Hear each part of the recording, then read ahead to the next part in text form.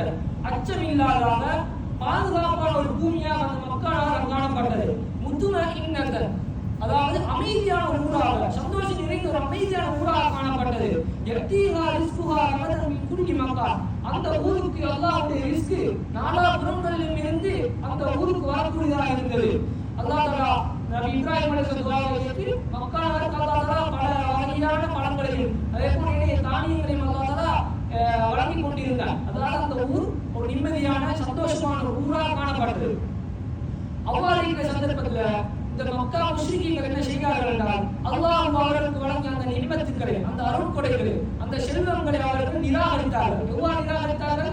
தங்களுக்கு அனுப்பப்பட்ட அந்த நபியை மறுத்தார்கள், அவரை ஏற்றுக்கொள்ளவில்லை. அவரை ஏற்றுக்கொள்ளாமல் அவரை மறுத்ததால அல்லாஹ் தஆலா அவர்களுக்கு வழங்கி இருக்கக்கூடிய அந்த நிம்மத்துக்களை அவர்கள் மறுத்ததால அல்லாஹ் அவர்கள் செய்தவற்றின் காரணமாக அல்லாஹ் அவர்களுக்கு பசியெனும் ஆடையையும் பயமெனும் ஆடையையும் அவர்களுக்கு அணிவித்து அவற்றை சுவைக்க வைத்தார் என்று அல்லாஹ் தஆலா குர்ஆனில் குறிப்பிட்டார்.